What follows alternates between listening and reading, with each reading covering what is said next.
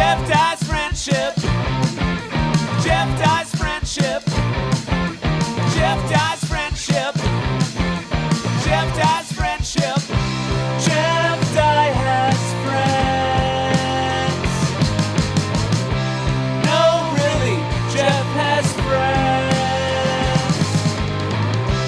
Jeff's friends are on this podcast. Jeff Dye's friendship. Jeff Dye's friendship. Jeff Dye's friendship. Jeff Dye's friendship. Friendship. Welcome back to Jeff Dye's Friendship Podcast, episode 33. Like the great Scottie Pippen. Like the great Hersey Hawkins. Yo, big shout out to the Hawk. We love you, dog. We'd love to have you on the podcast. Scottie Pippen, we're very booked. Yeah, maybe someday. Man, this week is so good. It's such a fun episode. We got Tony Reavis back in California, which is nice, where he belongs. Aaron Marsh is in the pod house. I forget what we call it. The Fortress of Good Dudes. Fortress of Solid Dudes. Thank you. That was one of our interns. This week, we had a great guest. Very interview style, but couldn't be a nicer guy. Couldn't be a guy that I agree with on most takes of comedy. I feel like we had a lot in common about that.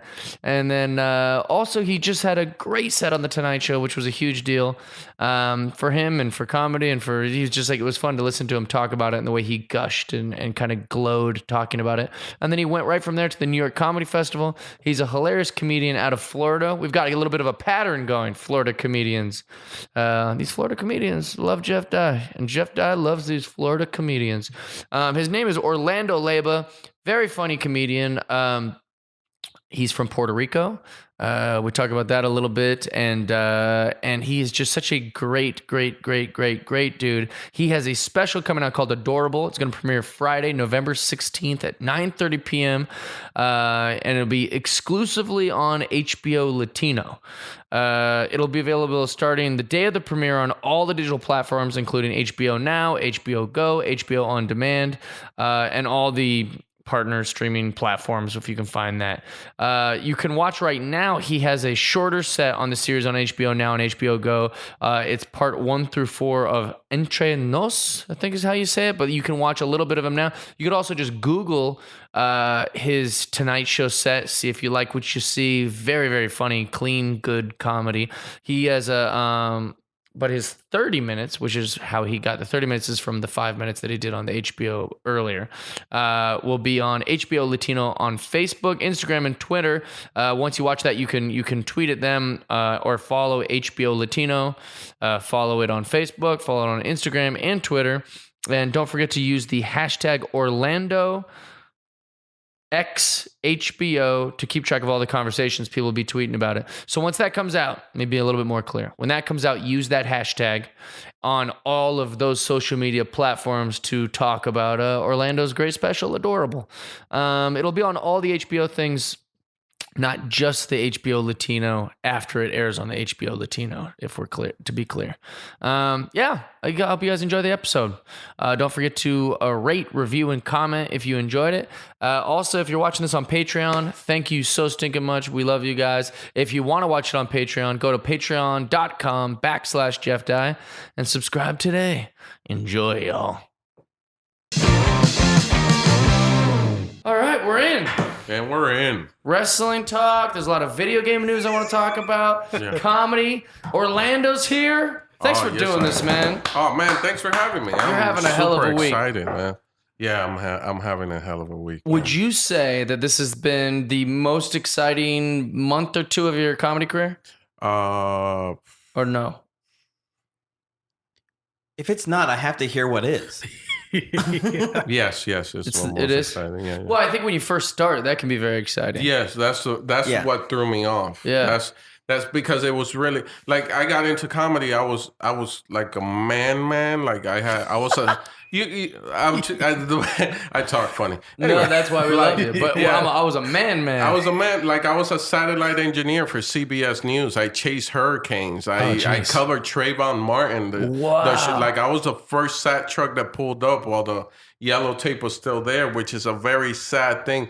So when I got into comedy, like I had a mortgage. You could say you were a Trayvon Martin first responder. Oh no, I would never say that. Is that man. not what it's called? That's not cool, dude. No. What are you talking about? You were the first. No, the first responder is the person The that's first there medical. responders were the paramedics and people that were there. Yeah, that's literally what they're The called. news first responder. I was one of the first news early agencies. They don't use that term in the news, I guess. Yeah, There he you got go. the Trayvon Martin worm, so to Yeah, speak. Oh, that's that term? No, I made it up. He made it up. All right, go ahead. So, Sorry, Ryan. like, I had a mortgage. So when that first night at the Miami Improv doing the first open mic, that was really exciting. Yeah. Wait, So, how old were you? I was 32. And it's kind of eye-opening too that like, oh my gosh, this is it. This is fun. This is what I want to do, you know? Yes, Yeah, yes, so that's a very exciting So thing. then, but this month compares to that is like recapturing that same energy, dude. Yeah. Like I have that giddiness, that, oh my God, man. Like, Yeah. you know? Well, and then you crushed. love. I'm getting so much love. Yeah. And that's important. Well, you deserve it. Yeah. I think that they give a lot of late night sets on various TV shows, but when someone just crushes their 5 on a big stage like that, Yeah. everyone wants to say, hey, I can't deny that. Even if I'm jealous, even if whatever, that was a fantastic set from top to bottom. It was you. also a truth-telling set for the people that don't know what we're talking about. He just did The Tonight Show, and it was awesome from top to bottom. Really optimistic set, too, I think. You've got a charm about you that, like, where you can say something that might not be very flattering to your wife, Yeah. but it still goes over because... You can tell you love her, and you can tell that you're just a playful guy. So it goes over better. And it's so good that you pointed that out, and because you and me can relate, because you also did the Tonight Show, Yeah. and there was moments in your set that you have that thing where it could go left or right. Sure. So that one line, I really love missing my wife. Yeah. Like for the Tonight Show, for those that don't know inside baseball stuff, there is a booker for the Tonight Show. His name is Michael Cox. I like to call him the Vince Lombardi of late night because he knows how to coach. Oh, yeah, for he sure. runs a play for you. It's your material. He knows your talent, but he designs a play for you, not your Absolutely. set, but kind of like, this is where the clover is. Try to hold your mic. Don't come out with your mic up to your chest. Hold it down. Be very Jeff, nice. don't run to the microphone. Yeah. Stop smiling so big. Yeah, exactly. Stop shaking your Exactly. head He after runs- every punchline. Yeah. So he gives you those little coaching tips. So Michael Cox was also worried with me in that takeoff. Sure. The same way I think he was worried with you. But both you and I knew that we had that ace in our back pocket. charm You had the him, little smile. kid story. Yeah. And I had that HGTV. If you Absolutely. hate HGTV, there's something wrong with you. There's Right. So I was just like, we're going to sink or swim with this one. Let's Yeah. go. But our energy, your energy when you came out, my energy when I came out, it was like, oh, let's give these two guys a pass. Have you ever done that joke or the material about your wife when you're at like a comedy club or like booking those things where the crowd or maybe your demeanor or your attitude or the way you said it Yes. didn't go like that? Yes. I've had that a bunch. So I've had, and I had it as that week before doing the show. That's why Josh Sandoval, one of the biggest compliments I got was from Josh Sandoval, where he said, talk about someone showing up on game day. Absolutely. Because You just clutch. I was eating it the nights before, like Oh, really? legit eating it. It wasn't the right setting. The timing was off, and my delivery was off. And then on game day, I suited up and Crushed I ran it. out there. Yeah, I had a moment. I've had so many nights where I'll do like a stand-up set and the exact same material that does very well. Yeah. If I maybe drank too much or it's the late show or someone says, oh, this crowd's real rough or whatever, that makes me kind of put on like a different bravado and then I'll do the material and the exact same jokes No. come off like, oh, this guy's being mean to women. But it's the same joke. And I've only learned this the last like 3 months of my career of like, wow, you can say the exact same joke. You think that joke is a home run. It can't always be a home run. Sometimes it's a strikeout if you just say it a little different. with the same words, which is interesting. But Exactly. yeah, yours was really phenomenal. I was really flattered. Me, if love is missing, if I don't have love behind it, I know it sounds No, I agree with you corny and cheesy. 1,000%. Everything. So even though I'm talking about my wife, it does come from a place of love. Yeah. You know, like, When it needs that intent, yeah. is It Yeah, we was have to act- feel it to go along with the ride. Yeah, You that bring it. line came out on the road, and I legit was missing my wife, and I was doing a set, and I was just like, I love missing my wife. Yeah. And then people giggled at that, and I said, "Oh, I think I got some there." Yeah. And then I go, "I like missing my wife. Actually, I love missing my wife." And it kept growing from there. But it originally came from a place of love. Yeah. I was missing my wife, and I was just like, "Man, I miss Which my I think wife." is going to be your driving factor of why people are going to always like you, is because they're going to, if it has that, they feel that and they go, I like this guy. Yeah. Like, his likability is 9/10 of Yeah. the battle, in my opinion. Yeah. But I like get you away s- with some stuff I shouldn't get away with because people are like, I like that guy. Yeah, exactly. Yeah. I play that. Right, but that's good. But sometimes we make the mistake and we go up there and there's a little speck of some chip that we have on our shoulder, and boy, does it go That's off true, the yeah, yeah. rails. Yeah. That's funny because the morning that Michael Cox was going to New York City for your Tonight Show thing, I ran into him at the airport. Yeah. He probably won't like me sharing this just because it shows a little bit of a bias, but he was so excited for it. Yeah. He was just so like I like knew it was going to go well before, because I've talked to him the mornings before he flies to New York, and he's like, we'll see how it goes, and this is his first thing, blah blah. He was so confident and just so sure you were going to do good. He was like, oh, he's the best, he's blah blah blah, and so I was eating it in front of him. oh, Because interesting. he was coming out with me. And I'm eating it, and I'm seeing his eyes open up. And then he's like, no, you're all good. And then he kept on repeating the same thing. All the words are there. Right. All the words are there. And I wasn't getting what he was telling me. Right. And then when I did it, then he came back, and then I was like, oh, that's what I wasn't performing it. I Yeah, wasn't so giving to give them some kind of back context, I guess, is before you do the Tonight Show, Michael Cox takes you around New York the nights before and makes you run the set. But these are comedy clubs. You know, it's the comedy freaking cellar. You know, it's like one of the most primal, purest, like best comics in the world are Yes. getting up and doing 15 minutes, 20 minutes. I think the shortest are like 13 minutes sometimes. Yeah. Those are the shortest. It's like when I did an audition set in front of Esty, I still had to do like 15. Like she wanted it, you know, it's a full set. And so then they say, oh, and now a guy's going to come up and do 5 minutes that's very clean. Because it has to be on TV. Yeah. And so like that's really throwing you to the wolves unless those 5 And you minutes gotta are, stick to the script. and which you is can't, tough. you can't budge. You can't just say like, you'll say like some regular club joke that you'll normally do first to get everyone on your side. You can't. You got to No. say the same opener that gotta you're going to do, say 'cause on the now Tonight we're Show. into muscle memory. Because worst case scenario, you forget, you freeze under the lights, and it's happened to other comics. Lots of comics. And you go into, self-preservation mode, and you just switch into default, and you just say there, and you basically read your 5 minutes. Right. There's no feeling behind it. You just turn robotic and just lock in. So I that's have a buddy who forgot a joke halfway through, and what only was about 3 seconds, 4 seconds, to him felt like an eternity. yeah. Those seconds felt like, oh God, I'm bombing. This is the nightmare. It's all Yeah. happening. Oh, My wow. career's over. And then he got out of it, and hardly anyone notices. But when you watch that set and you're Hardly. nervous with your friend, and you're like I noticed it because one, I know that happened, and two, like we're comedians, so we're watching it totally different than regular people. But anyone else that watches it would never notice it. We'll never pick Just up seems on like a thoughtful pause or something. Yeah. Wait. So tell me. So you started in Miami. it. Yeah, starting in Miami. Oh, where are you from? Miami, Florida. Originally, I was born in Puerto Rico. My mom was in Puerto Rico with fake papers. I was born there. She smuggled me in her womb, and then they.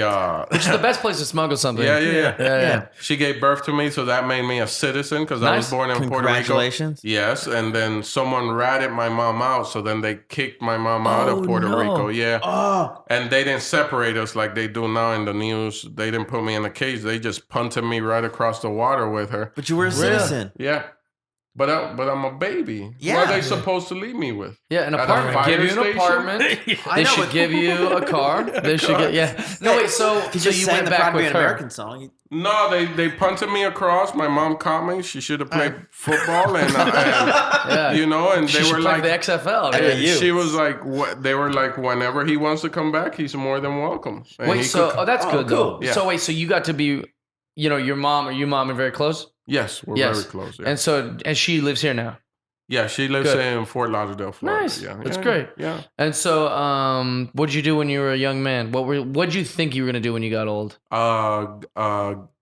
Drop out of high school, get some chick pregnant, and work at the factory that my mom worked at. That's what you thought you'd do. That's 100% what Really? I thought. Yeah. All And is the that way. 100% what you did? No. No. Okay, I had to make sure. I want you to get your goals was straight. Trying to do excited. his homework. Yeah, He's like, I don't know. I thought So Orlando then- worked at a factory. Jeff has a lot of his friends on it. Yeah, but at a certain point, you get out of the factory and you become a comedian or a rapper is 8 Mile, like, Got you. Yeah. A lot of movies on Eric's behalf. Anyway, my junior year, my best friend Moses Scott and Rudy Vargas, they started looking at colleges.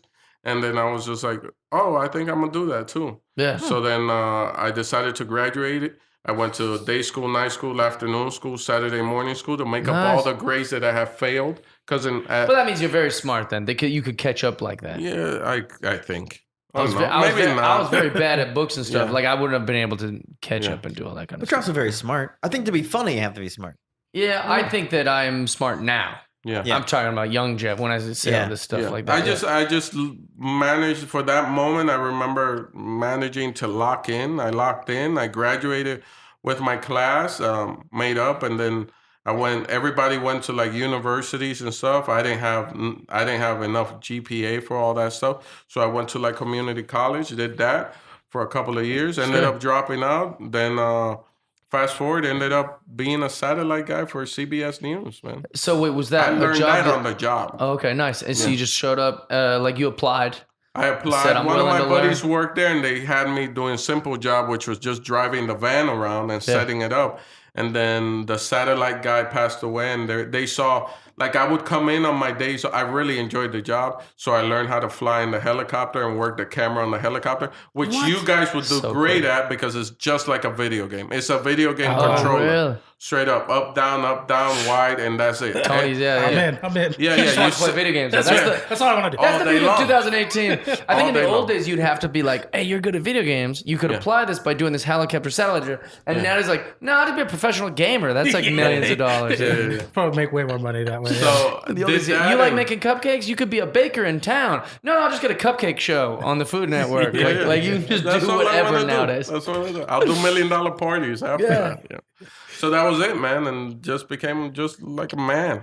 Yeah, I love that. And so one, I noticed something you said. I don't know if you care as much about it as what I just heard, but you said you loved that job, and then that's why you did good at it.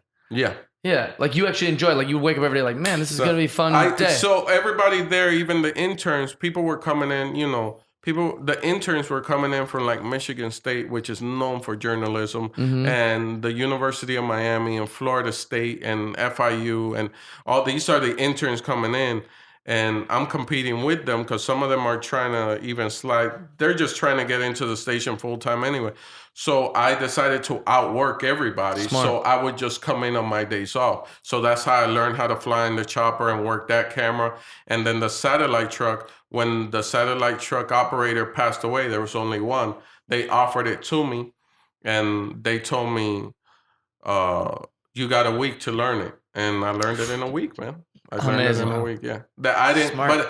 but I also keep it like I'm a big believer in the acronyms KISS, which is keep it smart, keep it simple, smart, and not stupid. People like to say stupid. That's not Yeah, nice. there it So I use say keep it not simple, nice. smart, right? And it's a lot nicer, and you can say it everywhere.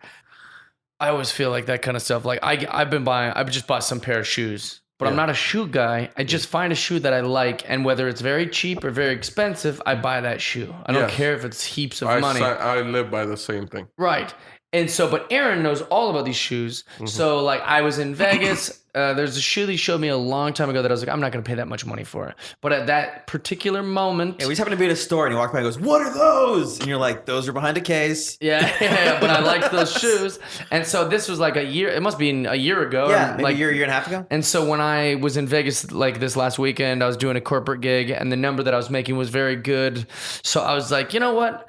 I'm making good money this weekend. I'm going to buy those shoes if they're here. And they happen to be here. But I had to text Aaron, like, what were the name of those shoes that I really liked? And he was like, oh, the Prestos, blah, blah, blah, the Off-Whites. They look like this. I said, didn't they make them blue? He's like, no, they made them in black. Just this short little dialogue. And then me taking photos of them and me... I sent you a picture of me them too. talking about them to the guy at the front desk. Yeah.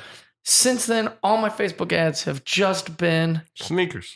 and Prestos specifically. Oh my God. Yeah, like it's insane. Yeah. Yeah, I saw a video of a guy like testing it where he had like all his microphones covered or whatever, and he's talking about his dog, like not even any product specifically. He's like, oh, I think I should get my dog a new chew toy. I think he'd really enjoy it. Like saying sentences like that. Did it again with like his microphones on, or then he would check his websites and see what the ads were. Then he did it again with like his microphones on and everything, did the exact same thing. And then all the ads were for dog food and crazy. chew toys. And Yeah. it's insane. What's weird is like, what is the definition of a conspiracy? Anything that has just yet not been proven? Is anything that's just not been proven considered Yeah. conspiracy? Yes, 100%. Yeah, there's question marks out on it. Well, that's crazy. It is crazy. It's Absolutely. a stupid word, conspiracy. Well, And we're not even negative reaching for something connotation is crazy. stupid. Yeah. I don't think we're even reaching for something that's nuts, like back like in the 50s, where they're like, aliens are crazy. We don't have any evidence of this. It's like, we have so much evidence Right. of this. You just have to just point your head in the direction. I've said this formula so many times that I'm sure people are numb to their ears with me saying it. But if you give me one reason why something is, I'll be like, oh, well, whatever. If you give me 5 reasons, I go, if you give me 10, if you give me 20 reasons why something is, I believe you. Yeah. 20, that's not a conspiracy anymore. That's just plain outright like a thing that people don't believe in that is a thing. Yeah. I apply to my thought process goes to the movie World War Z with Brad Pitt yeah. when he got to Israel, and then when he got to Israel, they knew about the zombies first. And their way is, I think, 3 people. If 3 people come up with the same conclusion, then it's legit. It's a legit threat. Yeah. So more than 3 people have told me that their phone is slowing down on purpose. Yeah. So it legit, my phone was being slowed down. And then one guy finally cracked the code and said, yes, here's proof. But for years, I've been screaming it. Sure. Why do we And keep you on seem like a updating crazy our person. phones? See, when you I'm the screamed bad it, guy. Yeah. But that's walked what's very past you annoying. and his phone heard. Yeah. And his phone was like, hey, your phone's getting slow. Yeah. But isn't that annoying though that like something like that can happen? Like, and I think that this is a weird example, but it's something I'm passionate about. I think 100 years from now, Bigfoot will just be like this known thing, and then people will be like, yeah, of course, but they'll be just as arrogant about that information. Yeah. Oh yeah, of course Bigfoot's real. It's just like a monkey that lives in the woods. It's very large. Like. However, now if you say that, people are like, "Oh boy, look at this wing Look at nut," this and you're guy. like, "No, Yeah. because there was a time when pandas were considered like a myth, or the coelacanth, or like any of the Seahorses. silverback gorillas, or any of these things." Yeah. But that's the thing is, like, if someone did tell me unicorns were real, I'd be like, "You're nuts." But if 100 people reported seeing a unicorn and came to me, I'd go, "Guess what? I think I've got to give them some validation on this." Yeah, well, we all know the ones you love. But is there one that you've heard where you're like, well, that's just bullshit? No. Well, I mean, None? well, there are some. I mean, like mermaids. So I could believe in that. We don't know nothing about Mermaids the ain't ocean. nothing but whatchamacallit, manatees. You think they're manatees? Mermaids are Some manatees. sexy manatees. There could be some Yeah, humanoid but looking fish. it was they were out at sea for so long, these sailors, that when they saw that, because most of the time they saw mermaids were around like the Caribbean and all where manatees hang out at. Heavy set ladies. Heavy set ladies, dog. No, but what I'm you saying- know, back in the day, that was like the thing. Yeah. I subscribe to that, yo. Like Yeah. that's my jam right there, yo. I'm not gonna be. Well, I do think that like, so there's one that's what's the one in Mexico? It's like a Bigfoot werewolf kind of Chupacabra? Chupacabra. I love Chupacabra. Great thing. The problem is there's not a problem, but the one issue I would have with it is nobody can decide what it looks like. Yeah. So anytime someone sees something strange, they go chupacabra. So sometimes it's like a demon-y looking thing. Sometimes it's a lizardly looking thing. Sometimes it's like hairy. Sometimes someone sees a Sasquatch and they go, chupacabra. So I do believe something is in Mexico think the that's wandering chupacabra around. is a bat that was hurt. Like one of those big, Those big, giant bats. Yeah, those those giant things. bats. One that had like mange or something, and he couldn't fly anymore. He just walked around. He figured out how to walk. Have you seen these bats? And That he he's would talking about? I haven't. They're terrifying. And those should be considered And those are like conspiracy. 4 foot. Those are bats. something that people They're are like, adorable though. I'm not gonna say they got those big eyes. I'll have one. Yeah, at they're the also house a nightmare. like no, that. thank you. You would put that in your house Yeah, if it was nice. Oh Yeah, no! dude, if he was like humble and shit, he was like a One of humble. those housebroken, humble bats. Just like Help with just the dishes. humble. He's like he only wants chihuahuas and stuff. I ain't gonna bite you. I only want your neighbor's chihuahua. Well, you know, dogs are free. You know, you can get them from the rescue. So, like, if you had a pet that ate dogs, Oh, jeez. Yeah, but 18 Solving dogs. two And problems. how many why dogs is this before guy they say stop rescuing it? so many dogs? Hey, the bat's got to eat. Yeah. Bats gotta eat. yo. You've been eating chickens and cows. We ain't You judging bring the 4 foot bat into the place. He You're like, eats which one you dogs. want? Which dog you want to take home? We eat chicken and cow. The bat eats dogs. I don't know why you're judging any of us. So the one conspiracy that I find fascinating that Andrew Slater said, I don't believe in any conspiracies, but if there is one that is real, it's that JFK was killed by The government? the government. And that's the interesting thing because it's like, that's where he draws the line. He's like, no, that one is 100%. You're like, No, that's the one. That's the one. I don't know.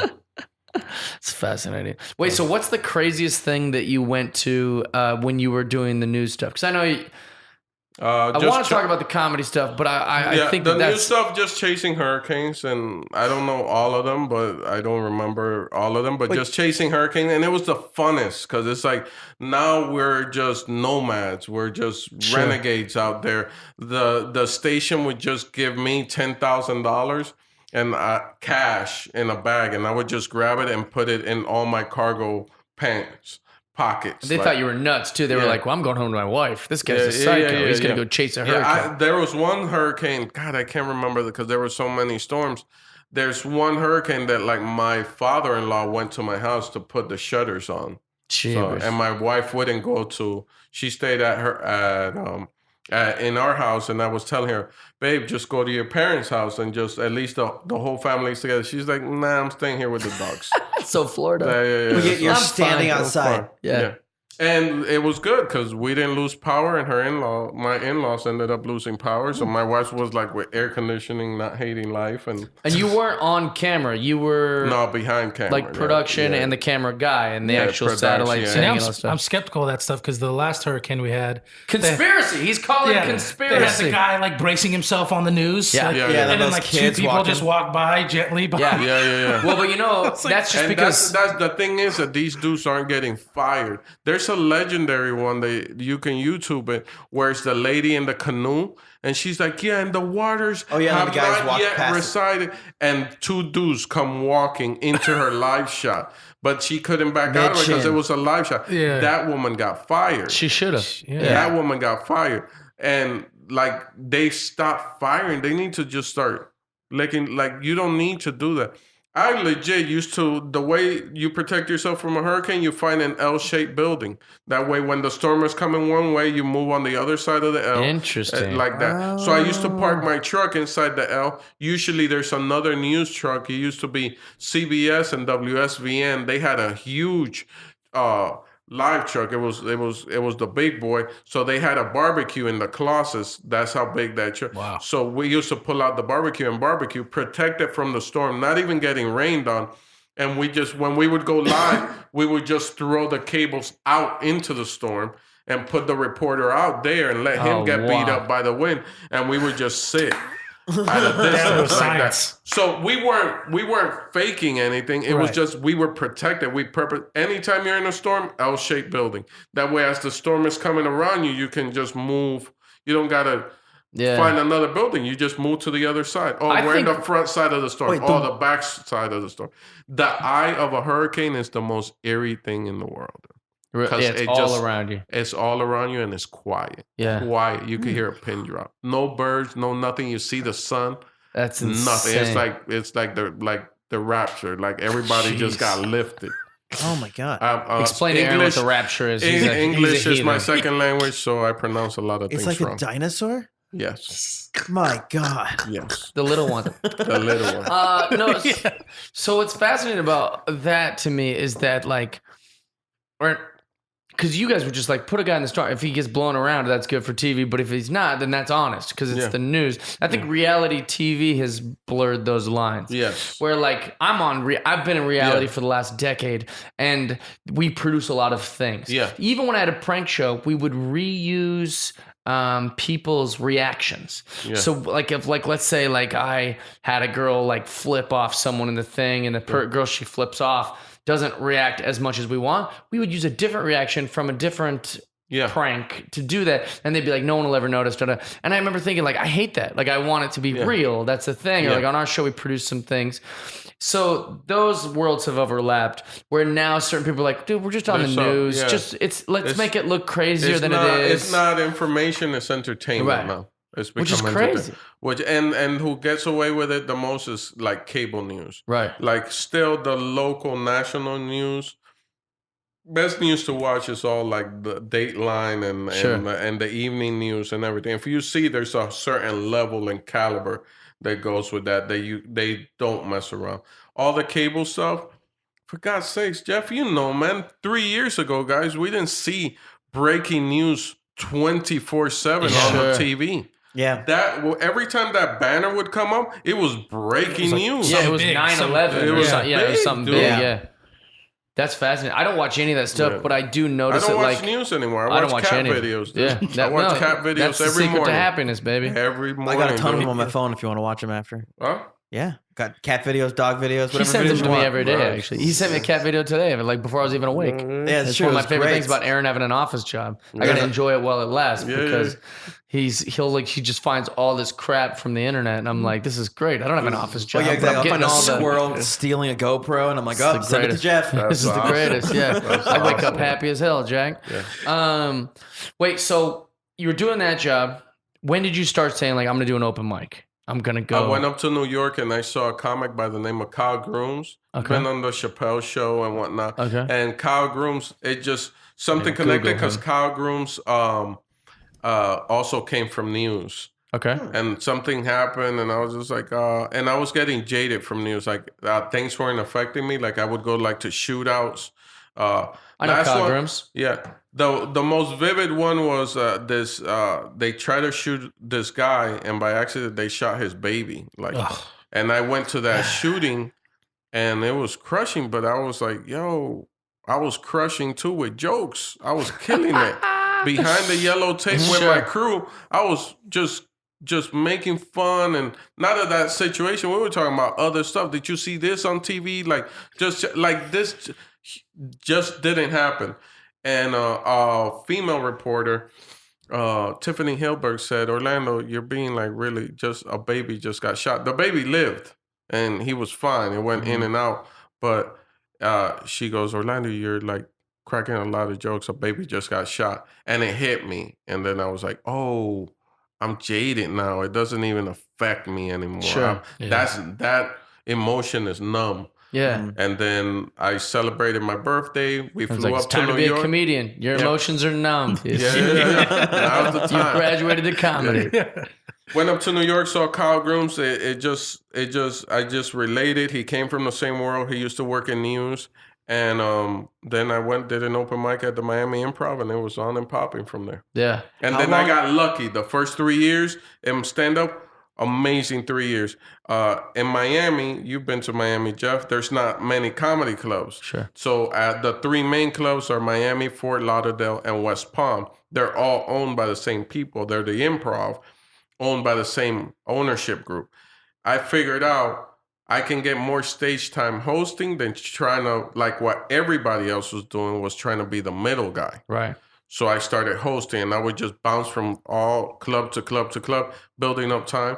Then when the headliners would come in, like Jeff, Di, Sebastian Maniscalco, Bruce, I used to leave them alone. The middle guys, they always worked. 90% of those guys never stop asking questions when they were middle. to the headliner, and they would hate that. So then the headliner would like to hang with me because I wouldn't even go in the green room. I would just sit in the outside bar and wait for my spot. Yeah. And respect their privacy and stuff. So then, but they also kind of want to hang with somebody. Yeah. So then they would end up hanging with me. I So would my say the first 3 secret to years young that happened. comics: have a beer and hang out. Don't overdo it. Don't ask to like just hang out. Just Hang that's out. what that's the just hang. Yeah. So with Sebastian Maniscalco, that's my situation with Sebastian, where like I left him alone, and next thing you know, he's like, "Hey, next time I come down, you're hosting.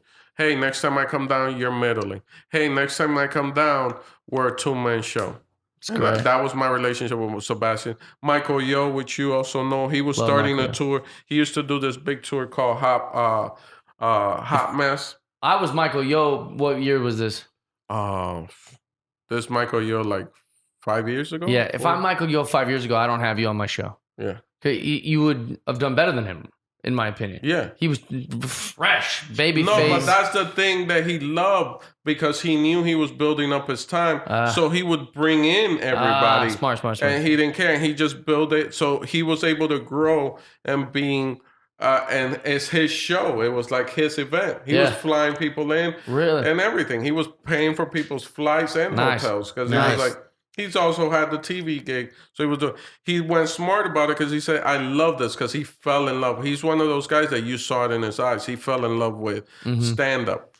Same thing with Michael. Michael took me on the road. When I came here to LA, I slept in his couch for a little bit. When I came to LA, another guy that showed me love was Chris D'Elia. He started taking me, that these guys found out about that I was long distance with my wife, just so I could make it. So every time they were going to Florida, Chris D'Elia was like, he asked me, hey, by then Mike Lanucci didn't have time to tour with him yet.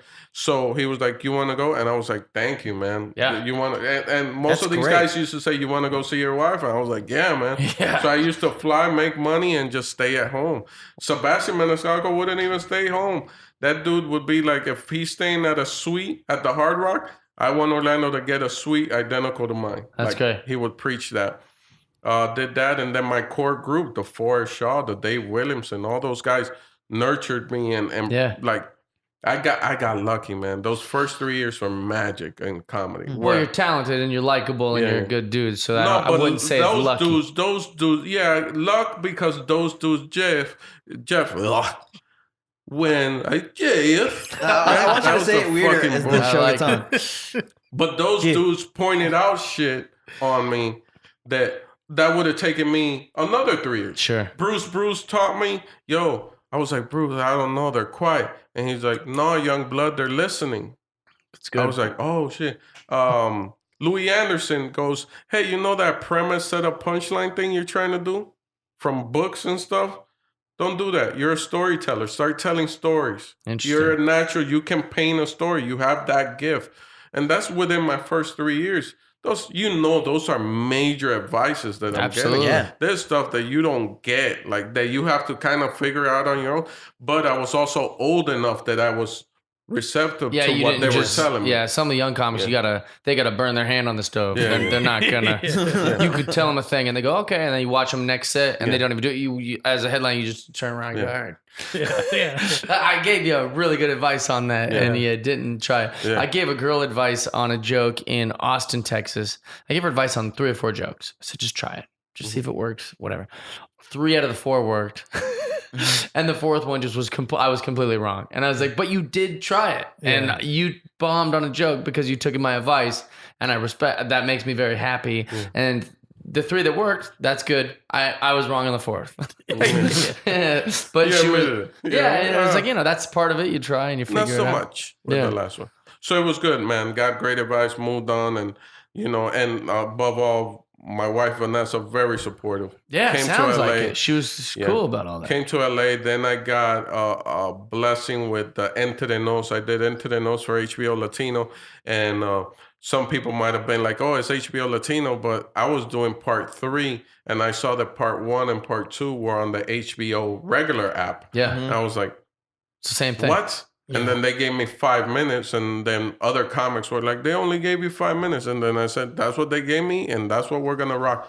That 5-minute parlayed it into a 30-minute with HBO Latino, which is going to be on the HBO app. Fingers crossed, it might get rebooted and they dropped the N to the Nose name, so they named it like Orlando Leyba Adorable. Yeah. And that comes out November 16th. And it airs on HBO Latino that same night. It's on HBO On Demand, HBO Go. It's great. HBO Now. That's where you want it. You want it on there more than you want on HBO. And it's gonna live there. Because if you do HBO, it lives there. Yeah, 100%. Like one of the things before I did the 30 minutes, I went on the journey and I went and saw Bill Burr's 30 minutes. And you know what, Jeff? I feel like when I met Jimmy Fallon, one of the things I said, thank you for having me on, because this is like a rite of passage. Yeah. And he was shocked by that. Like, oh, this guy actually knows our culture, we have comics, we have a certain culture, a certain community. Which is and what I like about your lost. story too, is that like you said, no, Crystalia took me in, the Dave Williamson's my core group, and so I always say this because it's just my truth, but like there's no community with straight white guys. There's no like brotherhood. So I've always looked for that group. I was never an athlete, so I didn't have like that kind of thing. Me and my family aren't that close, but like comedy was the first time I had like a fraternity. Like, oh, we're comedians. Like, so like I've always subscribed to that very hard.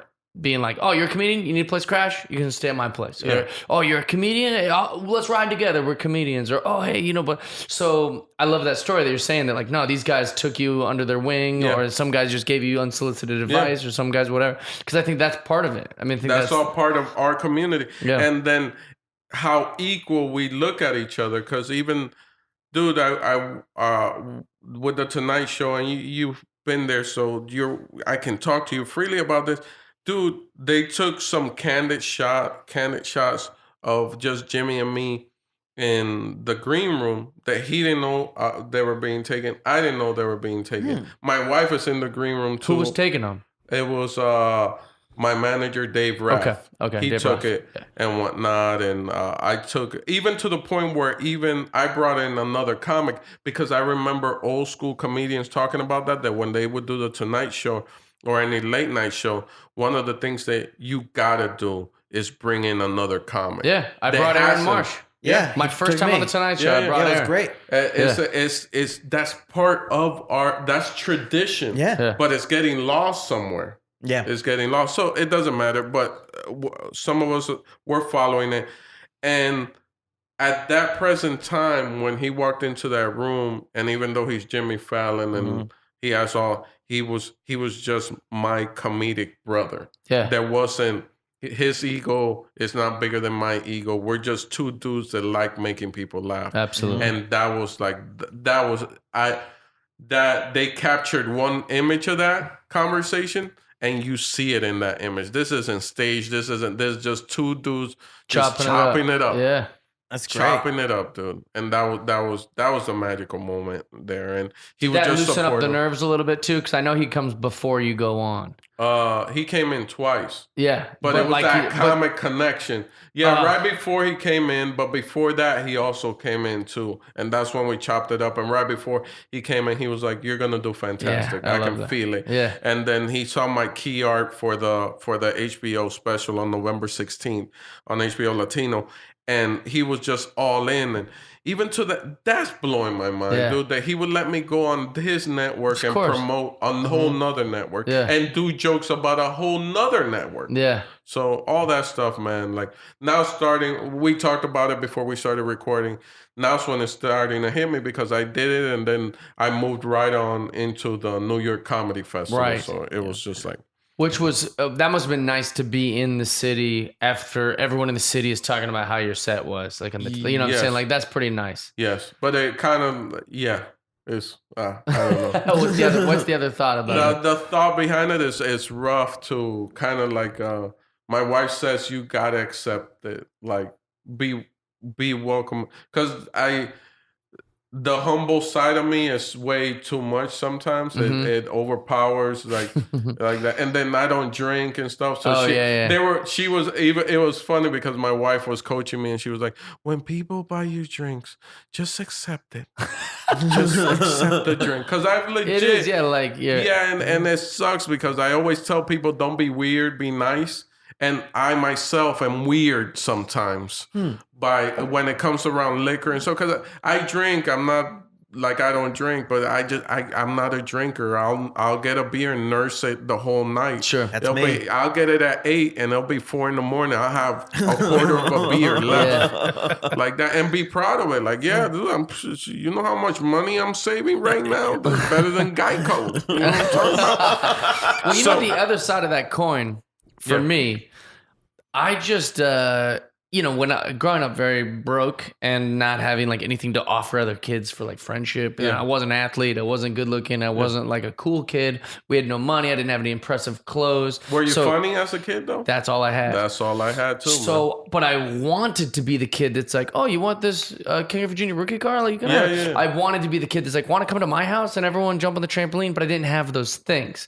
So as an adult, and especially at comedy clubs, when I want these guys to be my friends, what I offer is alcohol. That's a great way to just go, hey, I'll buy us a round, right? Yeah. So it's always tricky when someone doesn't drink. You go,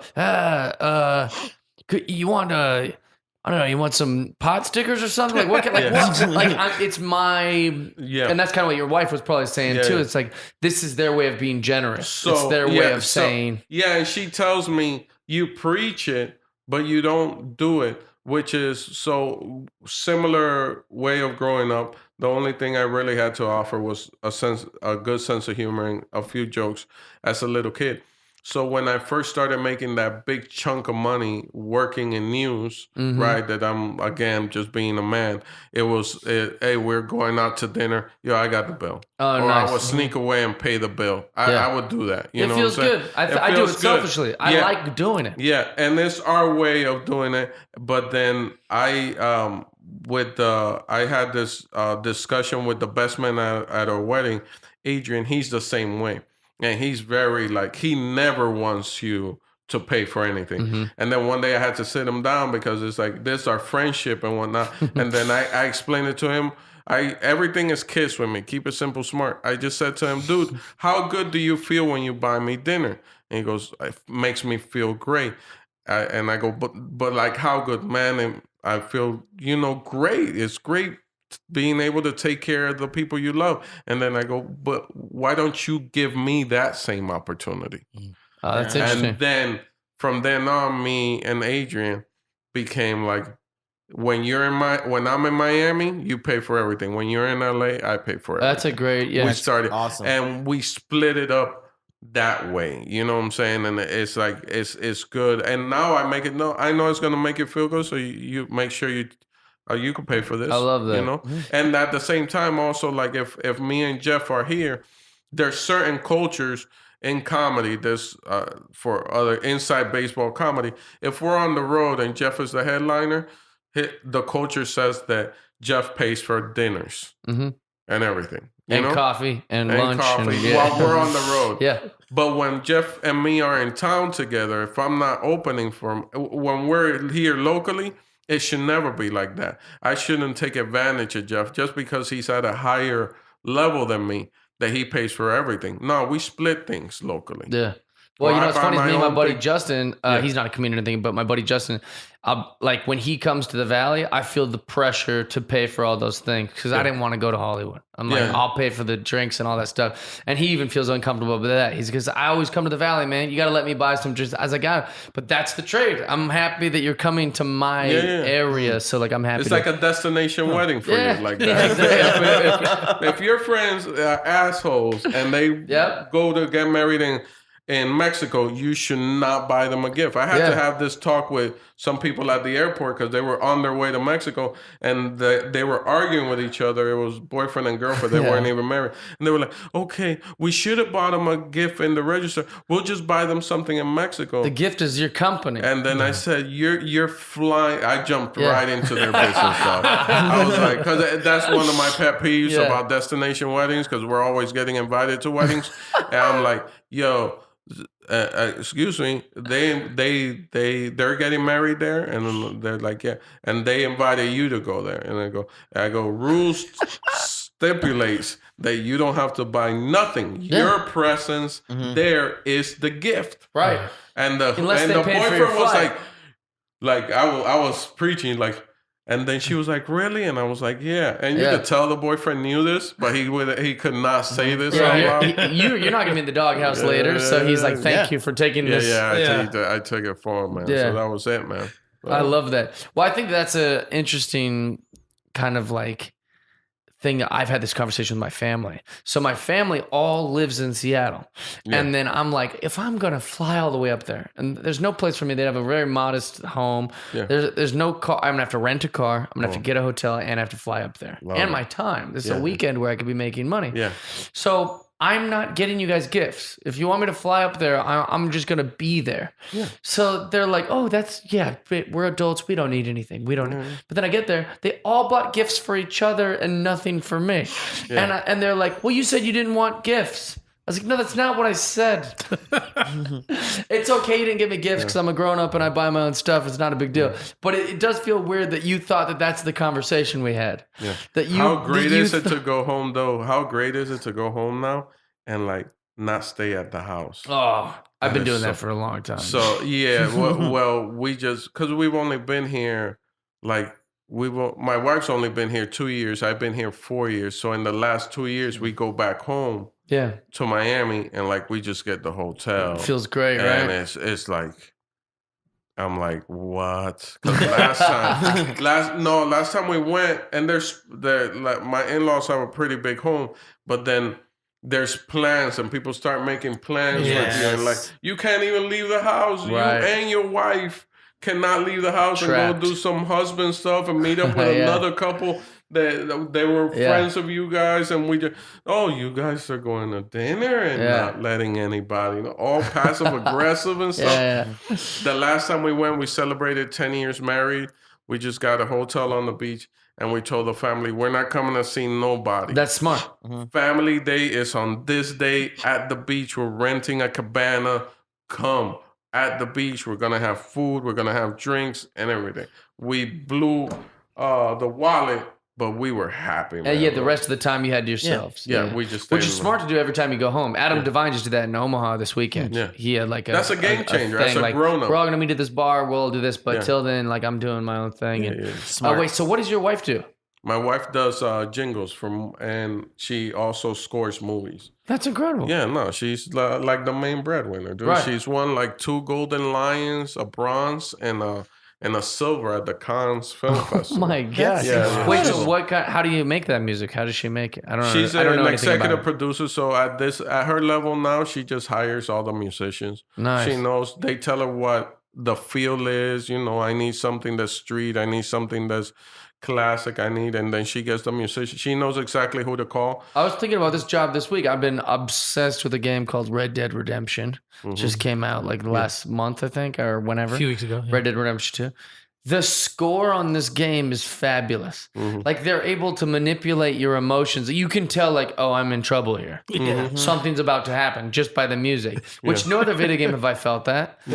Or like, I mean, they have in other video games, but just not as well executed as this. Like this one, like even just like, you can tell when you're really done with a stressful thing because the music changes. You go, oh, I'm out of the woods here. It's magic what they do, man. It's fascinating. With her, I got to go to in Santa Monica to Hans Zimmer's studio. Oh, nice. And that was like, this guy almost has a whole city block. And he has multiple studios and he has teams of 7 working in each studio. So 7 composers in each studio. And one is like the Belgium crew, the other one's the Germany crew, the other one's like a French team, like straight up at the top of the top. And I was getting sneak peeks at stuff. What's the Interstellar? I think he did. Yeah, that's a good movie. He did. Like I saw that early, like early Prince of it. I don't know if I'm supposed to say it, but like I was years ago. You weren't supposed to say it, but when you saw it ahead of time. I was now like, it's late. Yeah. I was just like, wow. Wait, when you walk into his lobby, what music is playing? Nothing. Everything's quiet. Fucking quiet. God damn it. No, even the hallways are quiet. But as soon as you open the door, Not just one solo it's- trumpet it's- sounding sad. No. Oh. This might be a comedic thought, but the reason I was thinking about that with Red Dead Redemption is because who decided that a certain music is an emotion? Does that make sense? Mhm. Like who decided like, oh, this is the sound of stress?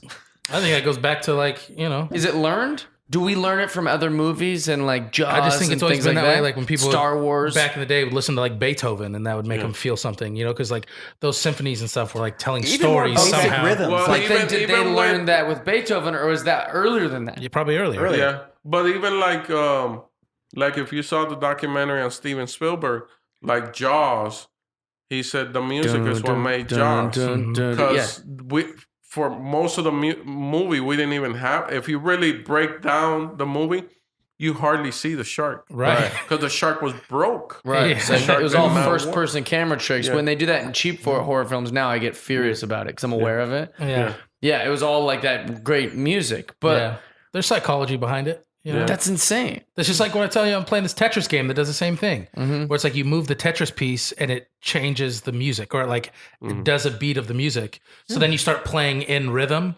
that You sounds start awesome. You start making the music with how you're playing, and it's the That's psychology hypnotic. of it. Who Like, made this video game? Beck? Yeah, yeah, That sounds incredible. yeah, it's crazy. Yeah, I was like thinking about it all week. I was just like, I don't know how it's letting me. Like, obviously, I'm wondering if my brain has just learned this is the music of stress, or this is the music of comfort. I think or this is I the think you music learn of- it through like you watch horror movies, and when there's a scary thing that's about to happen, and you just hear strings. I think now you have that kind of Pavlovian Right. thing That's what where I it's mean. I'll like find out. strings I'll is ask scary. my wife and I'll send you guys a There we text. go. I think there's also like she knows people that know.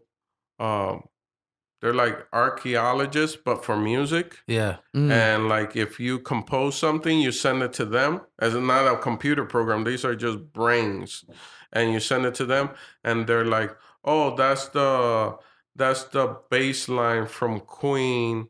This album, this That's album, this album." insane. So no, you can't use it. It's too, Yeah, yeah, it's too exactly. simple. Oh, the music police. because that's what. Yeah. They're like sommeliers So, of music. Yeah, 'cause people get busted. Because People get busted.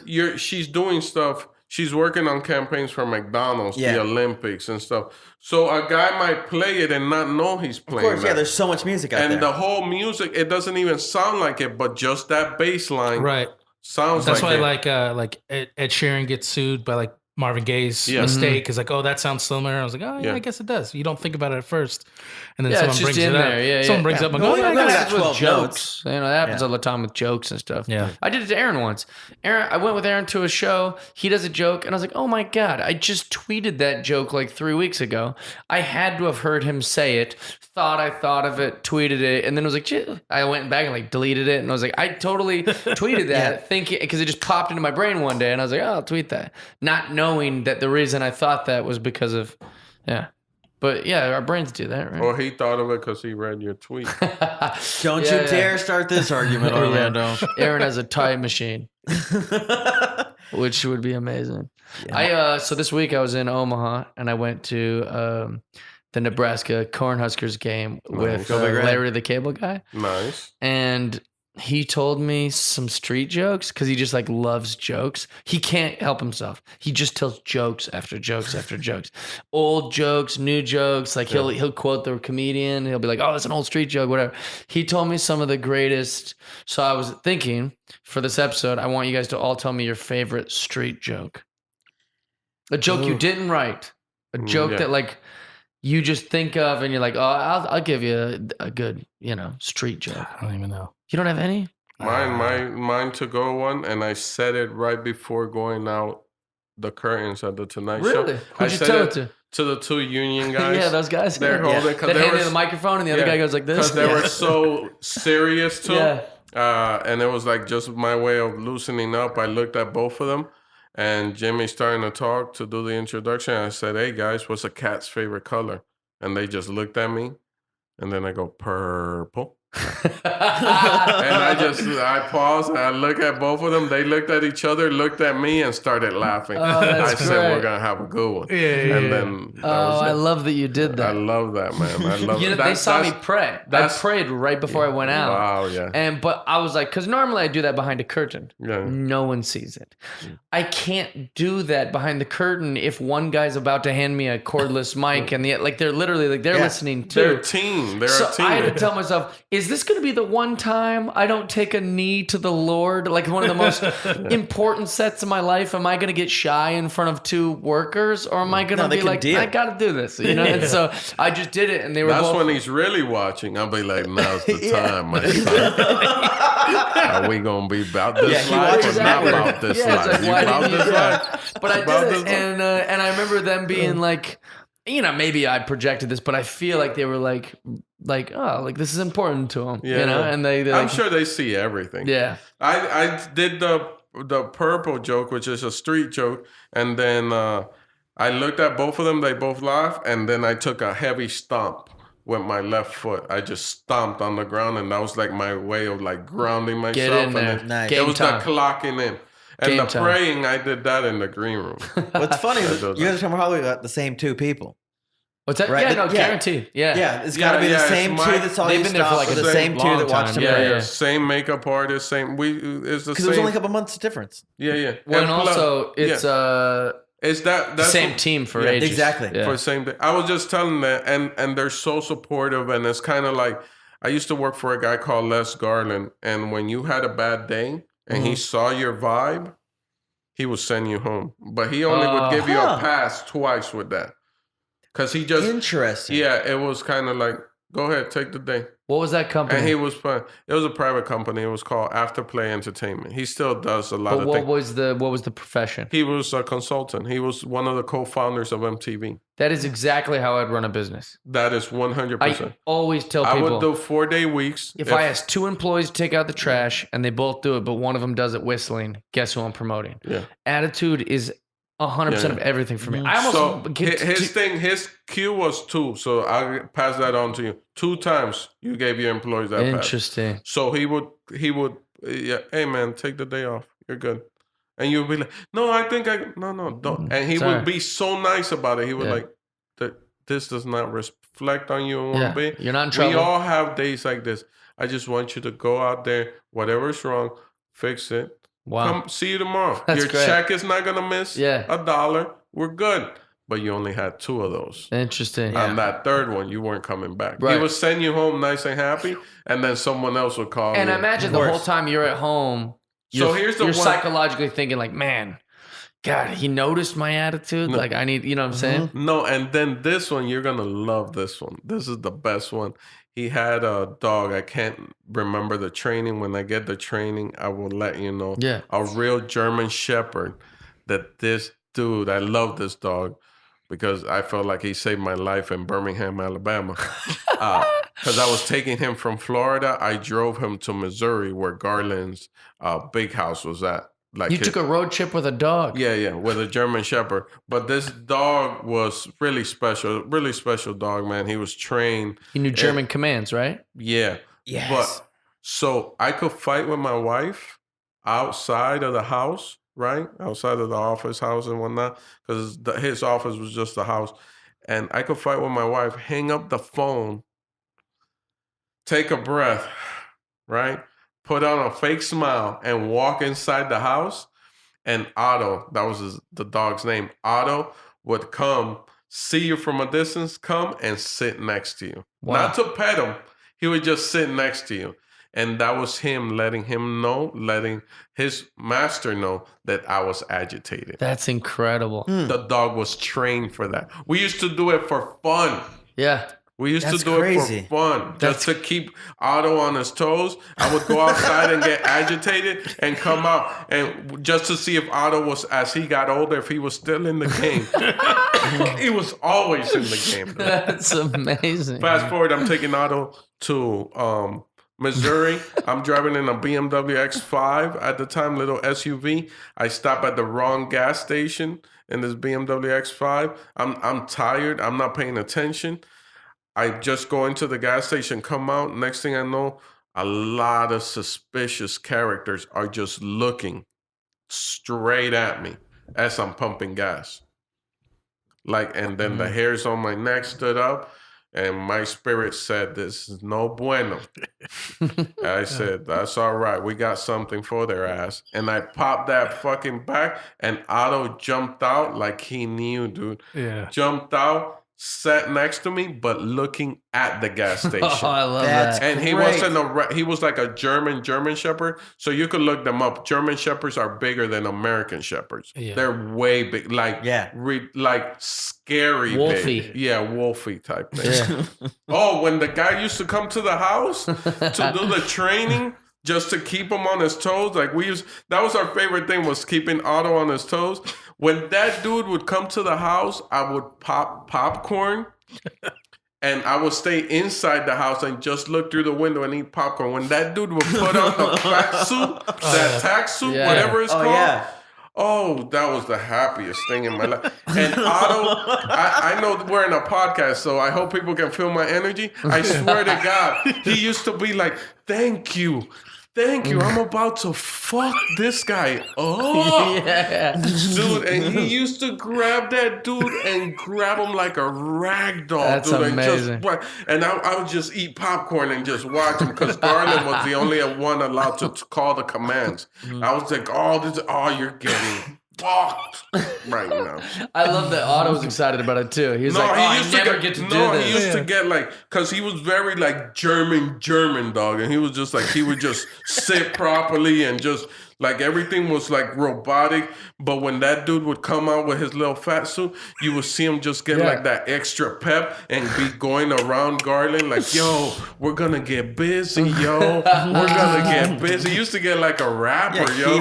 "We're gonna get busy, yo. What? Well, it's like being a security guard and no one ever robs the thing. And then after 15 years, somebody robs the place. You're like, my chance. Yeah. He was that. We used to love that training, dude. It was game day. Yeah, it was game day, dude. It was game day. Yeah, Terry Bradshaw and Larry the Cable Guy have the same family of German Shepherds. Like, they came from the same breed. That's how they know each other.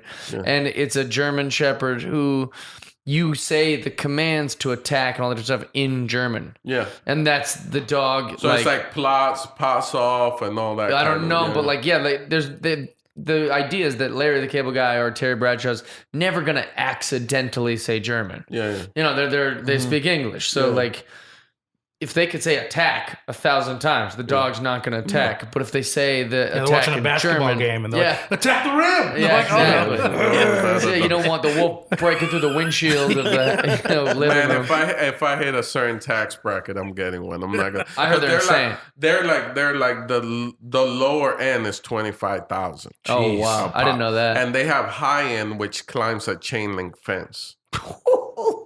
You could Google that. Aaron, I just can't think of the training. You Google a dog climbing a chain link fence. Oh yeah, for sure. That's straight from Germany. Yeah, I remember with Otto, we used to say something. We used to say a command to him.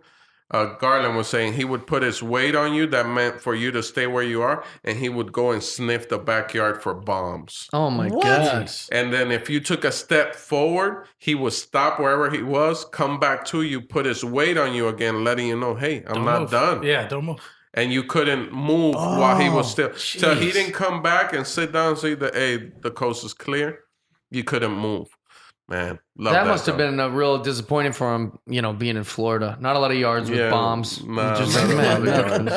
alerts. No, he had the ocean. He was like, he's looking for bombs, and there's dolphins just breaking. That's really beautiful country. He's like, "Man, I'm from a really rough place. This is nice here." Yeah. But when we took him to Missouri, he loved that because he was like climbing the mountain and whatnot. Yeah. He got bigger there. He went rock climbing. Missed that leg up, propping himself up. So what's your favorite street joke, Aaron? You didn't give us one.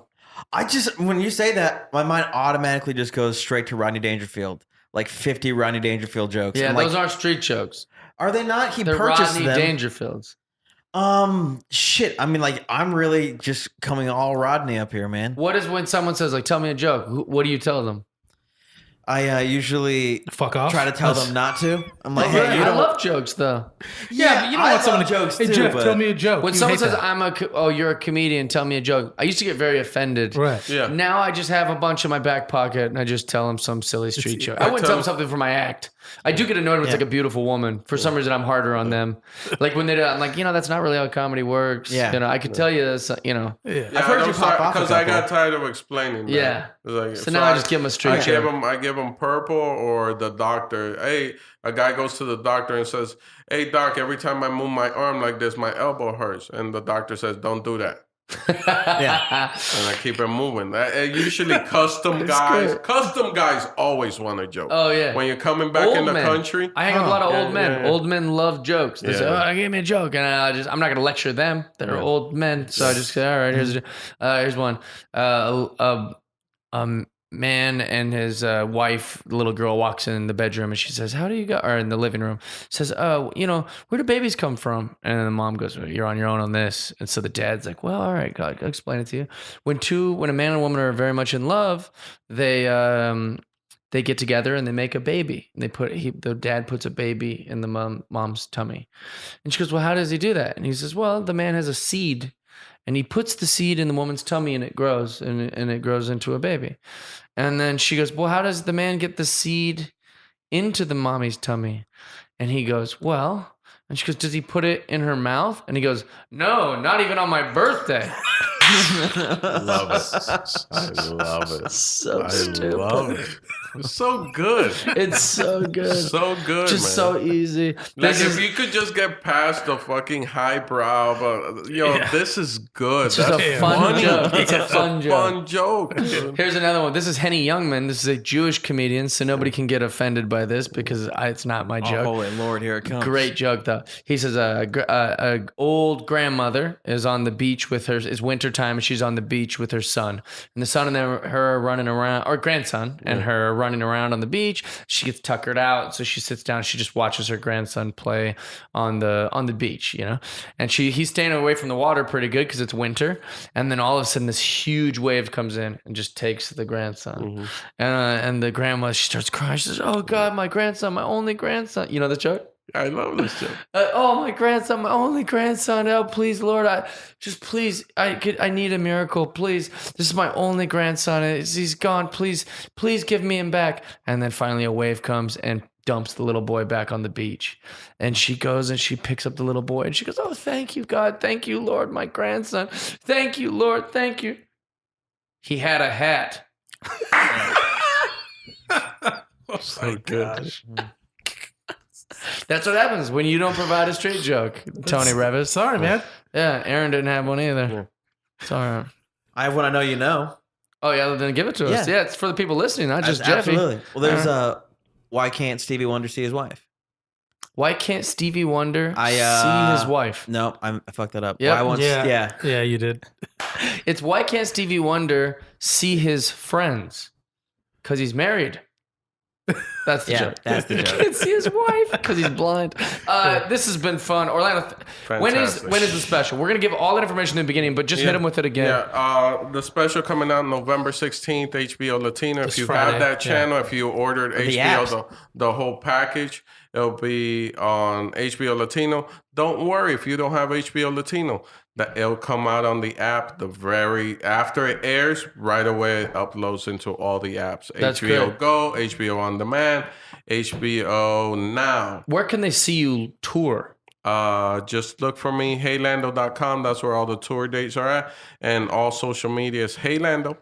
Do you love going back to Miami? You got homecoming dates coming back there? No, not Nothing yet? But I'm excited because, and this is good for you also. I don't know if you heard the news. They're opening up the Miami Improv again. Right. Yeah, it was closed. So it's been closed for like a long time. Yeah. And Fort Lauderdale comes back in 2020. Were you and JC Carias close? Are you guys buddies? We're all the Florida guys. We got like a secret network. Love Me, those Dave dudes. Williamson, Forrest Shaw, Chris Cope. JC Carias, Chris Cope, Carmen, Yeah. Morales, Yeah. all of us were all It's like, interesting that Florida gets such a Preacher Lawson. playfully bad reputation when it comes to like news and things like that. Yeah. I have yet to meet a comedian out of all of Florida, I'll say, that I didn't just really like and Yeah. hang at. Like Jeff Zenisek is from that's right. Tampa area and all that. But anyways, Brian Regan is Brian Florida. Regan, yeah, Cable Guy was in Florida. Daniel Yeah. Tosh was in Florida. They Daniel weren't. Those are, Tosh, who's the other one, man? He has that album, Punching Kitties. that's funny. Oh, shit. Oh, that guy. No, he's amazing, guys. God, I'm just bad with names.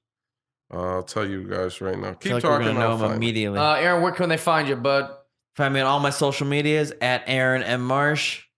Perfect.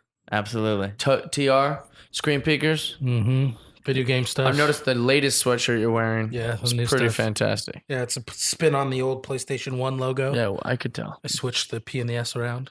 Yeah, and it looks great. Thanks, yeah. PS, you're more into SP. That's right. It's messing with my Screen Peekers. It's dyslexia. It's familiar, but it's different. So What's the comic's name? You got his name? Robert Hopkins. Oh, Robert Hopkins. Yeah, Yeah, It's a good comic. Smacking Kittens. He's It's the one with red album. hair, right? Yeah. Robert Hopkins It's have- almost all gone. I Oh, don't okay. remember. Yeah. He's a That's the machine, guy though. that there's a He's great. like one of those dudes, man. He's amazing. funny. Yeah, he's a just machine. like people just need to hear him, man. Yeah. He was in the Comedy Magic Club. That's the guy that was like Darren Carter was like, "Hey, are you gonna do any jokes about like red hair?" And you could just see Robert Hawkins look at him like, "No, I'm not." And like Darren was just trying to be like respectful, but like they're just cut from two different kind of Yeah. cloths, you know. And then like he's asking him funny. this really silly thing. I'm going to be in Warsaw, Indiana on Saturday, and Nice. then just check jeffdye.com for all the other dates. Man. Thank you so much for being on this. You're the Thank you. freaking Thank you. greatest. Thank you guys for having me, Yeah, man. you're Such welcome a anytime. This is where I live. lovely space, man. This is How long? lovely. How far do you live from here? From here, I live probably like, I live in Glendale. Glendale. That's not that bad. No, that's not bad at all. I'm probably like 20 minutes, 15 minutes Okay. on a good day. You got to come hang out. We would love to have Right you off the interstate. This is watch dope. some wrestling, drink some drinks. There you go, man. You're the best. Love you, man. Thanks for being on. Love you guys, man. Friendship. How about that episode of Jeff Dye's Friendship Podcast? What a great guy. Don't forget to watch Orlando's HBO special. Great guy, right? What a fun dude. Great conversation. If you guys are watching this on Patreon, thank you. If you'd like to, go to patreon.com/Jeff Dye to subscribe. Just got a couple more subscribers. Pamela Hope, Lisa Davidson, welcome to the team. Thanks for being here. We love y'all. Special shout out to the featured Patreon subscriber of the week. Big shout out to Jackie. Thank you for your comments. Thank you for all your stuff that you contribute. All the likes and comments that you're giving us. We love you guys. Yeah, thanks for listening. Catch us next week. Hopefully we'll have Hersey Hawkins.